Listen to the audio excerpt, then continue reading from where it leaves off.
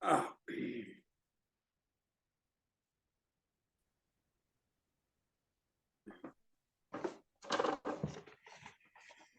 kita mulai saja. Assalamualaikum warahmatullahi wabarakatuh.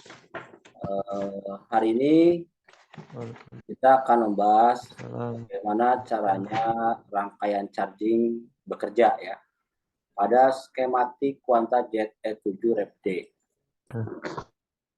Suara saya terdengar jelas, Pen?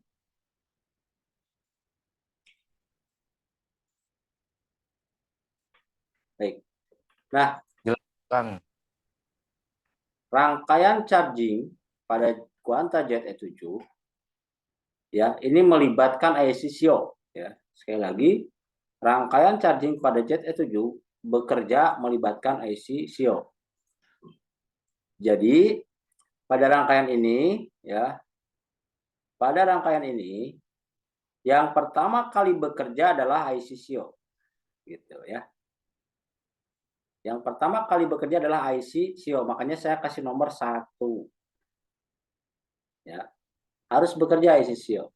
Nah, IC SIO ini bisa bekerja jika dia mendapatkan syarat kerjanya terpenuhi, yaitu tegangan kerjanya terpenuhi ya. Begitu. Tegangan kerja IC SIO terpenuhi. Nanti Anda akan tahu bagaimana syarat kerja IC SIO terpenuhi itu di rangkaian on gitu ya. Di rangkaian on saya akan bahas mengenai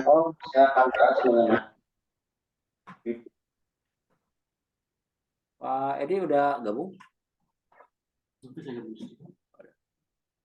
Saya akan bahas mengenai rangkaian on nanti ya, di rangkaian on. Di rangkaian on akan bahas syarat kerja IC SIO bisa bekerja. Nah, jadi rangkaian charging ini yang pertama kerja adalah IC SIO. IC SIO kerjanya apa? Ketika baterai dipasang, ini baterai dipasang, maka IC SIO bertugas untuk mendeteksi bahwa baterai terpasang. Ya, begitu. Melalui apa? Melalui MBCLK dan MB data. Gitu ya. Nah, setelah ini maka IC SIO akan mengirim signal DC crash ya, yang kemarin saya jelaskan.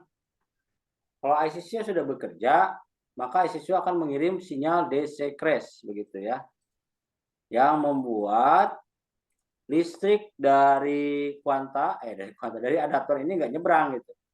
Ya, ini DC crash ini dikirim oleh IC SIO yang membuat aktifnya PQ40 dan PQ39 sehingga listrik dari sini nggak bisa nyebrang ke sini karena PQ38 tidak akan aktif begitu ya. Khusus untuk charging maka masuk ke IC charging. Nah, sekarang apa saja sih yang menjadikan titik ukur di IC charging?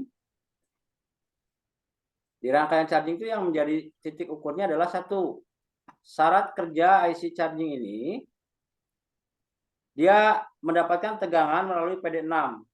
Ini namanya tegangan kerja ya, sini. DC in ini sebagai tegangan kerja. Berapa volt di sini harusnya? 19. 19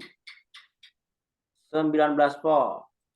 Anda di modul boleh ditulis 19 volt. Ya. 19 volt masuk ke DC in sebagai tegangan kerja. Gitu ya. Nah, selanjutnya adalah adanya tegangan perintah ya. Tegangan perintahnya ini AC in. AC in ini sebagai tegangan perintahnya. Ini ada divider di sini ya. Dividernya seperti ini. Ada PR48 dan PR51 gitu ya. Kita harus tahu ini kelihatan nggak? Kelihatan, Kang. Nah, ini nih. Ya. Jadi harus masuk tegangan kerja yang melalui PR170 di sini ya. Di sini berarti 19 volt masuk ke IC charging. Gitu. Dan yang ini berapa nih AC ini? Berapa tegangannya?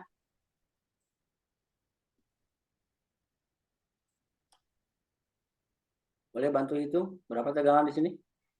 Pakai rumus divider ya. Kenapa ini divider? Karena ini tengah-tengahnya.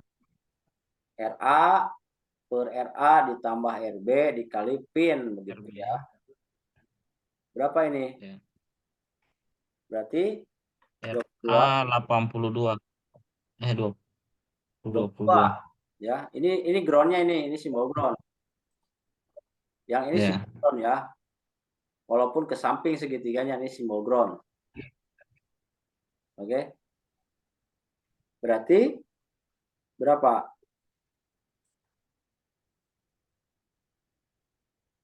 Kalkulatornya. Kalkulator.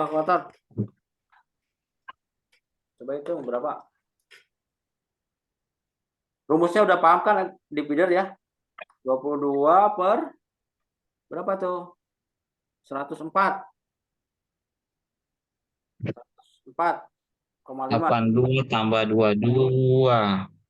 104,5. Betul. Berarti berapa volt ini masuk ke DC-in? Kalkulator. Ya, 22 bahagi 104,5 sama dengan 0,2. 0,2 kali 19. Jadi 0,2 kali 19. 3,8. oke, ini 4 ini ya. 22 per 104,5 kali 19. Ini 4 nih. Ya, deket lah dengan 3,8. 4 volt. Masuk ke ACN sebagai tegangan perintah. Perintah untuk apa? Untuk bekerjanya IC charging mendrive PQ1 dan PQ50 begitu. Baru ini sudah masuk, baru IC charging bekerja dan akan memberikan tegangan ke gate ini, gate PQ1 dan gate PQ50 dengan sangat cepat gitu ya, dengan sangat cepat.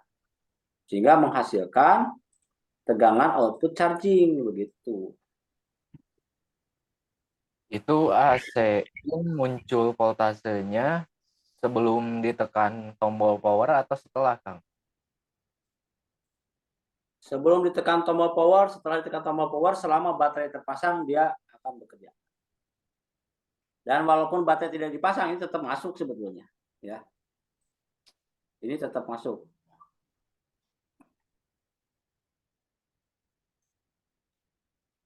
Jadi tugas IC charging itu walaupun laptopnya mati, tetap dia bisa charging. Begitu, Kang. Ya. Nah, setelah bekerjanya PQ1 dan PQ5, maka menghasilkanlah tegangan ke baterai, begitu ya. Ini masuk ke baterai. Begitu. Nah, biasanya IC charging ini menghasilkan tegangan minimal 9 sampai 10 volt. 9 sampai 10 volt. Gitu. Itu tegangan minimal yang dihasilkan oleh IC charging dengan catatan baterainya terpasang. Kalau baterai tidak dipasang, itu paling keluarnya kalau Anda ukur di di sini ya, di polar ini atau di lilitannya, ini paling juga 2,7 volt apa 3 volt gitu ya. Cara ukurnya di sini, di polarnya. Ini di polar di sini ya, di positifnya atau di lilitannya. Sini. Begitu, maka keluarlah output charging yang akan dialirkan sebagian ke baterai, juga sebagian ngalir ke sini, ke pin ini gitu. Begitu.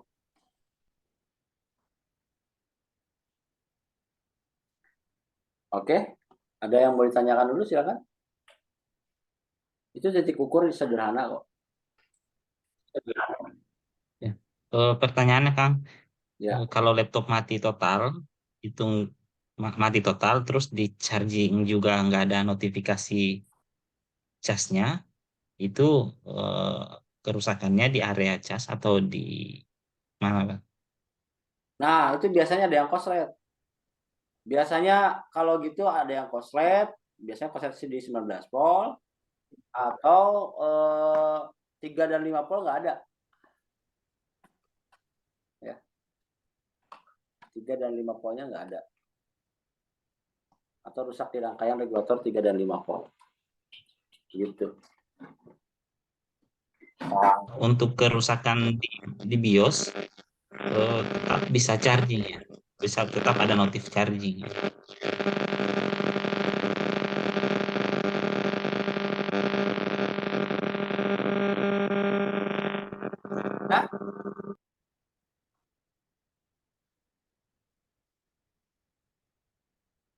Kalau kalau laptop mati total, kerusakannya di apa ya? Yang lain bukan yang tadi itu tetap bisa ada notif charge. Contoh Ada. BIOS dan lain. Ada. Oh, ada ya. Ada, karena rangkaian charging ini bekerja walaupun dalam keadaan laptop mati. Gitu. Jadi tidak perlu ditekan tombol power, ini bisa charging, bisa kerja gitu. Kenapa? Karena ICCO itu mendeteksi adanya baterai melalui jalur ini, MBCLK dan MB data.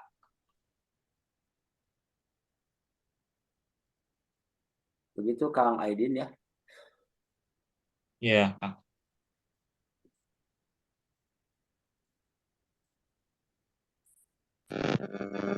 Pak, mau nanya juga, Pak. Ya, silakan. Oh, itu tuh tegangan 3 dan 5 volt itu asalnya dari IC power, Pak? Atau gimana, Pak? 3 dan 5 volt? Itu berasal tegangannya dari IC power, Pak? Atau gimana, Pak? Ya, dari IC power. IC power 3 dan Dari IC 5 power. volt. Ya. Artinya Oh, apa? Kenapa tegangan 3 volt harus ada ya dari rangkaian regulator 3 volt? Karena untuk mensuplai tegangan kerjanya ICCO gitu. ICCO tidak akan bisa bekerja mendeteksi baterai kalau tidak ada tegangan kerja begitu. Kalau misalnya IC charging itu rusak, itu laptop bisa hidup atau langsung mati, Pak? Tergantung kerusakan. Kalau misalnya IC charging rusak, ya efeknya kan nggak bisa ngecas. Iya. Contoh sederhananya gini. Kalau PR 170 rusak, maka IC charging tidak bisa ngecas. Apa? Karena tegangan kerja DC-nya nggak ada. Laptop hidup dari baterai. Tapi kalau baterainya udah habis, ya udah selesai.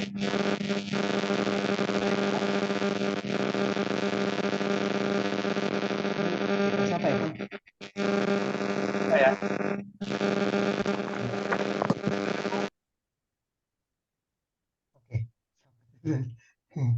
Oke. Soalnya kresek-kresek. Yang kresek-kresek dari mana saya nggak tahu. Dari mic-nya siapa tuh?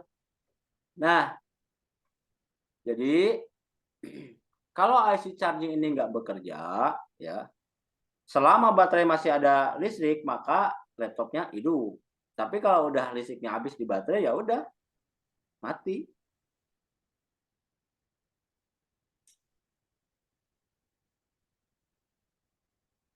Oke, jelas sampai sini? Kang Andi jelas? Oh, itu, Pak. Ini saya masih rada-rada bingung, Pak.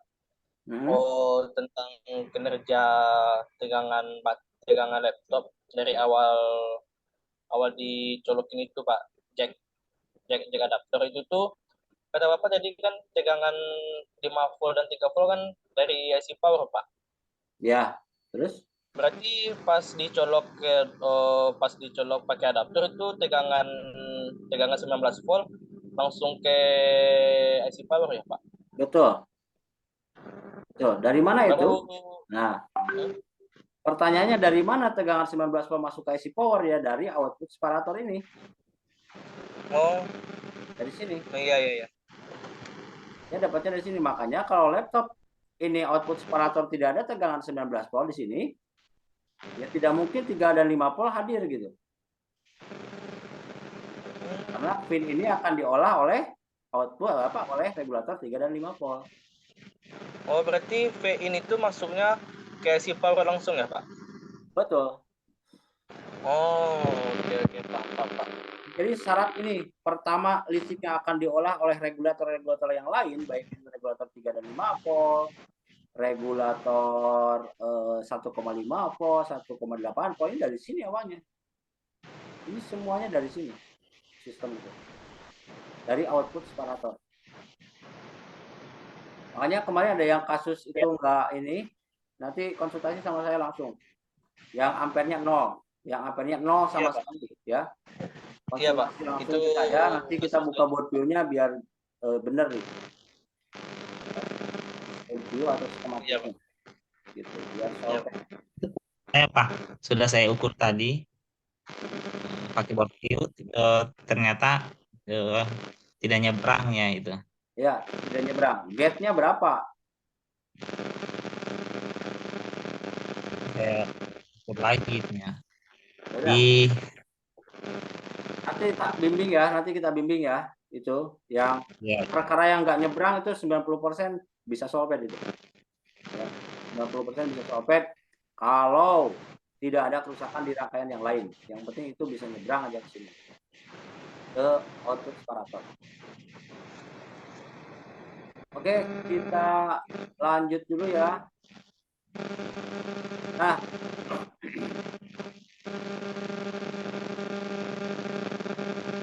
ini yang Andi ingetin dulu ya. Nah, gitu. Nah, ini apa namanya? Setelah IC charging terpenuhi semua syarat kerjanya, maka PQ1 dan PQ50 bekerja ya, switching sehingga menghasilkan tegangan baru, yaitu tegangan output charging. Cara mengukur output charging itu di sini, di lilitan ini atau di kapasitornya begitu. Nah, kalau misalkan kasusnya di charge tapi nggak naik-naik, Anda ukur di sini tegangannya ada nggak nih output chargingnya. Kalau tidak ada, eksekusi yang paling pertama dieksekusi itu ini urutannya. Urutan eksekusi atau kunci eksekusi yang paling gampang ini, polar dulu diukur ya. Pastikan polarnya masih bagus. Yang kedua adalah transistor ini masih bagus dan transistor atas juga masih bagus. Baru terakhir ke IC, begitu ya. Itu kunci eksekusi. Jadi jangan sampai karena nggak charging Anda langsung main hajar aja IC chargingnya gitu. Jangan-jangan MOSFET ini nggak bekerja lagi, ya, gitu. Atau polar ini daya tampungnya sudah berkurang, atau ada short lembut malah, gitu kan. Jadi nggak keluar. Dan itu juga efeknya membuat baterai cepat habis. Begitu ya. Barangkali yang lain ada yang mau ditanyakan, silakan.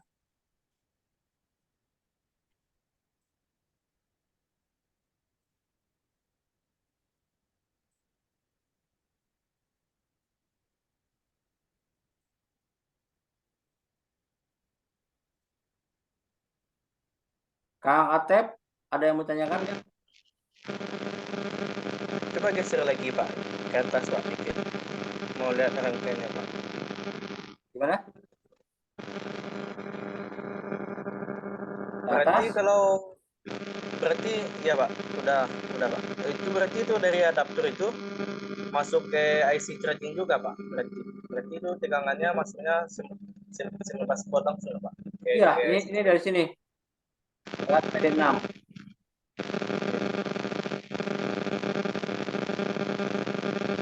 Ke IC charging dan ke sini juga masuk. Berarti tegangan IC charging itu didapatnya bukan dari IC power ya, Pak? Langsung dari itu ya, Pak, adaptor. Langsung dari adaptor. Oh, Langsung dari adaptor. Sesuai skematiknya. Ini saya buka skemanya.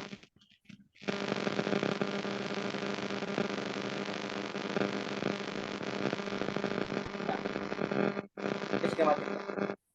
Jadi IC charging itu dia dapat dari sini. Dia masuk ke sini ke PD6, lalu masuk ke DC-in dan ke AC-in. Itu yang pertama kali dia kerja. Dan untuk MB data dan MB data dan MBCLK ini terhubung ke baterai. Terhubung ke baterai juga terhubung ke IC SIO. Ini ada MBCLK. Nah, ini terhubung juga ke ini MBCLK ini, terhubung juga ke MBCLK dan MB data ini terhubung juga ke IC SIO gitu. Di samping terhubung ke IC charging gitu, ya. Suaranya kurang jelas, Kang. Maaf. Suaranya kurang jelas. Mas, ada sekarang ada ini kresek-kresek. Oh, kresek-kresek itu dari mic-nya Pak Andi tuh, Oh, ya. oke. Kayak gitu ya. Jadi ingat aturan penulisan skematik, nama jalur yang sama itu terhubung. Di sini kan ada MBCLK. Ini kan konektor baterai nih. Ada MBCLK dan MB data, ini tegangannya 3 volt. Ini terhubung ke sini. MBCLK dan MB data. Terhubung juga ke apa namanya? IC SIO gitu ya. Ini kan halaman 27 tuh, dia terhubung juga ke halaman 27. Ini kan dalam kurung siku ini 27 itu halaman PDF. Begitu ya. Ada yang mau ditanyakan?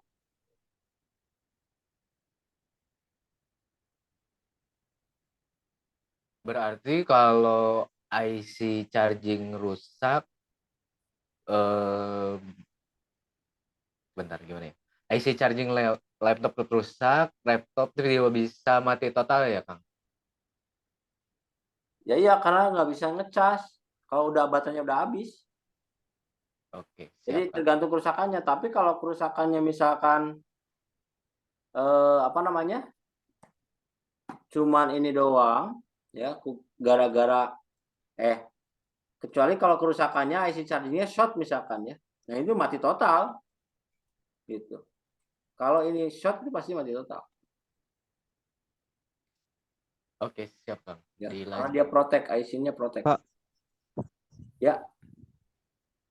Kalau saat dicas IC powernya keluar asap itu berarti sudah jebol ya? Jebol itu udah korslet tuh. Jebol. Ya. Begitu, Pendi. Iya, Pak. Oke. Nah, dalam dalam rangkaian charging ya, ini juga harus dipastikan masuk nih CSOP1 dan CSOP dan BEDP. CSOP1 dan BEDP. Ini masuk. Dari mana dia dapatnya? Ya dari sini, masuk lagi CSOP1. Dan BEDP. BEDP itu mana sih BEDP? Nah, di sini BEDP. BEDP itu dari baterai dia. Masuk lagi juga ke sini. CS on ini sebagai tegangan perintah. Dan BEDP ini juga sebagai tegangan perintah NC. NC untuk mengaktifkan ini saklar ini. Ya. Oke. Dan ini udah dikasih kurung ini PC34. Ini kemungkinan rusak duluan. Kalau 3 volt 3 PPCU nggak ada. Begitu ya. Oke. Nah, ini pin dan CSIP1 juga harus masuk ke sini. Karena kalau ini nggak masuk, ya ini nggak bisa kerja IC charging. Kalau misalnya ini putus nih, ya jadi kan nggak masuk ke sini. Ini juga sebagai tegangan kerja juga. Begitu. Oke. Ini lebih lengkapnya seperti ini. Kembali ke modul. Ada lagi yang mau ditanyakan nggak? Lanjut. Cukup ini? Oh iya, ada yang belum saya jelaskan. Komunikasi data antara IC SIO dengan IC charging, ya. Apa yang dikomunikasikannya antara IC SIO dengan IC charging ini? Ya. Yang pertama adanya manufacturing gitu kan. Itu dikomunikasikan oleh IC SIO dengan IC charging. Selanjutnya itu ada cycle charge gitu kan. Hitungan berapa kali charge. Siapa yang menghitungnya? Yang menghitung adalah ICCO. Menghitung berapa kali charge. Maka semua baterai itu ada jatah chargingnya. Jadi dihitung gitu. Kalau jatah chargingnya sudah habis, maka icon baterai consider ya. Replace consider, jadi ada tanda cakra. Begitu. Tanda cakra merah. Itu artinya cycle charge-nya udah habis begitu. Nah, yang dihitung cycle charge itu ketika baterai habis atau kosong dicas, baterai habis kosong dicas, seperti itu akan dihitung. Hitungan berapa kali charging. Nah, kalau baterainya selalu penuh nggak dihitung gitu. Makanya kalau pengen awet baterai laptop ketika dipakai, kalau ada listrik ya sambil dicas. Jadi baterainya selalu penuh. Begitu. Karena sistem baterai di laptop itu kalau udah penuh dia nggak terus charging. Kenapa? Karena output charging ini malah ke sini larinya, ke pin untuk sistem. Gitu ya. Kalau nggak ada yang lagi yang ditanyakan, saya mau ngulas mengenai rangkaian regulator 3 dan 5 volt. Oh ya Pak, oh itu tadi kata Bapak kalau mau awet laptopnya berarti harus di charging terus ya Pak? Ya. Oh bukannya tambah cepat habis masa baterainya Pak? Ya. Gimana Pak? Ya. Jadi itu malah awet baterainya. Karena dia selalu Malah tambah awet. Jadi kalau pakai laptop sambil dicas selalu penuh baterainya, dia untuk sistem itu justru dari output charging baterai itu udah full. Nah, ketika full ya di laptop itu ada 100 full charge. Jadi kalau udah full charge nggak terus ngecas terus, enggak. Oke Pak, paham Pak. Paham ya? Itu yang kayak gitu mah alibi itu. Karena ini ada power selector di sini. Soalnya kata-kata orang dulu kan, kalau dicas terus nanti kalau baterainya cepat rusak kata. Enggak. Nah, buktinya saya nih laptop saya terus nancap dari kemarin belum dimatiin malah. Walaupun dalam posisi mati ya Pak, dalam posisi mati pun aman Pak? Aman. Karena kalau udah penuh dia nggak terus dicas laptop itu. Oh, paham. Karena apa? Karena di sini ada ICCO dia, ya, yang terkoneksi ke BIOS di baterai begitu. Nah, di sini kan ada di dalam baterainya ada transistor dia yang memutus. Nah, ketika transistornya putus ya atau tidak kontak, maka ini sudah tidak dicas lagi baterainya, tapi standby penuh begitu.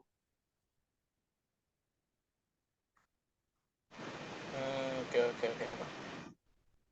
Jadi BIOS di sini bukan BIOS yang kemarin dibahas ya?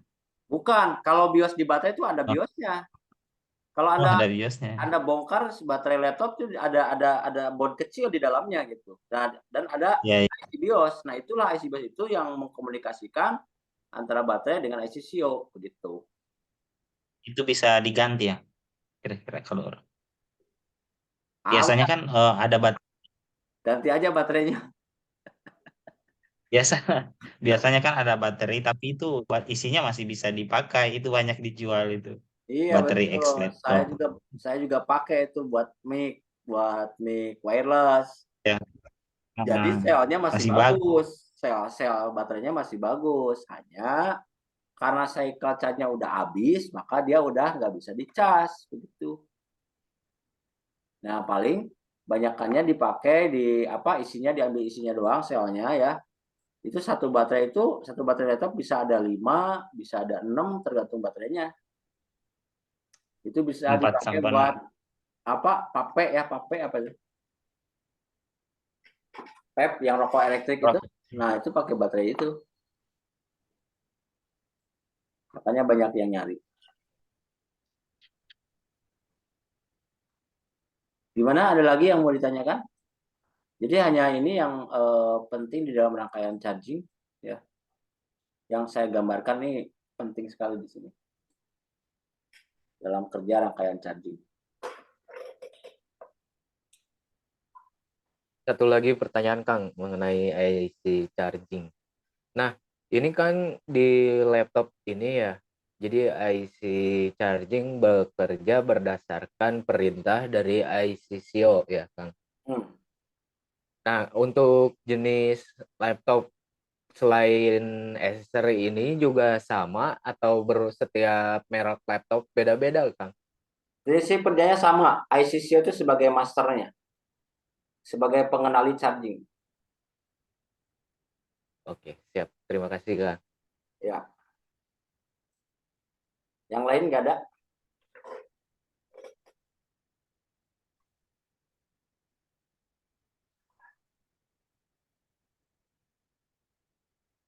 Kalau nggak ada, kita bisa pindah ke materi pembahasan ke rangkaian regulator 3 dan 5 volt. Yang tadi sama teman kita Pendi apa Andi ya disebutnya IC power gitu kan.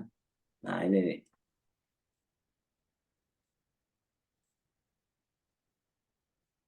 Terlihat ini? Terlihat, Kang. Oke, terlihat jelas nggak? Jelas. Jelas ya. Baik. Nah, ini keterangannya ada di sini, cuman terlalu kecil kayaknya. Nah, ini kalau pengen jelas harus diperbesar nih keterangan ini. Ya. Ini adalah keterangan deskripsi urutan kerja rangkaian regulator 3 dan 5 volt. Oke, tapi kan saya jelaskan langsung secara live. Nomor ini adalah nomor urutan kerja. Ada nomor 1. Nomor 1, IC regulator 3 dan 5 volt harus mendapatkan tegangan kerja namanya pin. Dari mana pin ini? Dari output separator ya. Ini terhubung ke output separator. Sini terhubung. Nah, ini ke sini pin. Terhubung sini. Sumbernya dari sini awalnya. Makanya adalah wajib hadir. Oke. Selanjutnya, dari pin ini dia lari. Pin ini terhubung ke pin yang ada di rangkaian regulator 3 dan 5 volt. Sini. Berapa tegangan pin ini? Boleh bantu jawab, berapa tegangan pin di sini? 19 volt. 19 volt. Ya. Pin masuk tegangan 19 volt. Gitu. Oke. Nah, jika pada kenyataannya misalkan ini 3 volt ini 3 PPCU dan 5 PPCU nggak ada, pada kenyataannya pin misalkan di sini 19 volt sebelum resistor PR190, setelah resistor PR190 di sini 10 volt. Maka IC power ini atau IC regulator 3 dan 5 volt ini tidak akan bekerja begitu. Kira-kira yang rusak yang mana? Kalau di sini 19 volt terus di sini jadi 10 volt misalkan. PR190, Pak.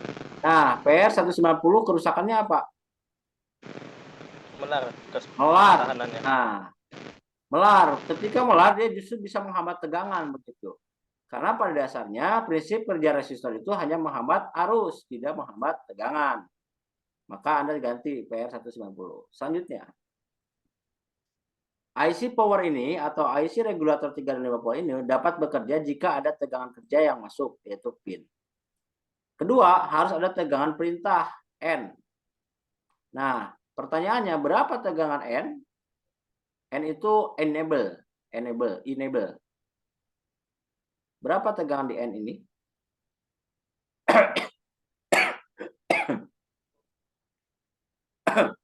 Karena di skematik itu Ya, tidak tulis ini berapa voltasenya. Jadi berapa? Pin tadi udah jelas 19 hitung volt dulu. sebagai tegangan kerja. Nah, sekarang ini kaki N berapa nih tegangan perintahnya? N itu perintah untuk mengaktifkan saklar LDO. Linear drop out, artinya penurunan tegangan secara langsung oleh IC gitu.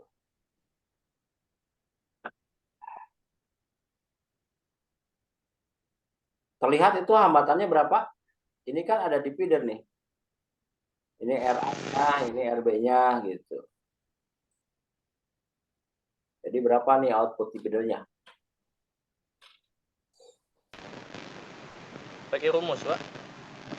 Iyalah pakai rumus divider.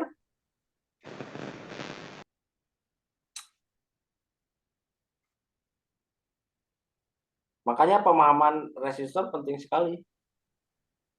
6,3. Ya, 6,3. Yang lain paham kenapa ini 6,3? N ini dapat 6,3 volt hasil daripada divider. Ya. Hasil daripada divider. Nah, seperti ini ya. Lihat ini. Oh ya Pak, itu tegangan enable-nya itu selalu 6,3 volt Pak. Di setiap Nggak bisa. Nggak bisa gitu. Anda harus hitung ini. Lihat rangkaian ini. Nggak bisa selalu tegangan N ini 6,3. Ini 6,3 itu hasil daripada perhitungan R divider ini. Di mana PR83 sebagai RA-nya dan PR82 sebagai RB-nya. Makanya kita harus benar-benar paham mengenai R divider rumusnya seperti apa ya. Begitu. Oke. Andi, ini harus dihitung. Ada yang belum paham cara menghitung ini R divider?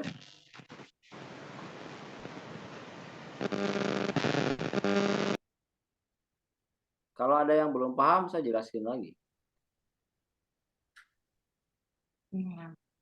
R tambah Q sama dengan R. Siapa yang kirim deh? Ya, R tambah Q sama dengan RP. Makanya harus paham resistor dan transistor, baru Anda bisa analisis. Begitu ya. Karena di skematik itu tidak dituliskan itu harus berapa volt tegangannya. Yuk kita buktikan sebelum ini habis.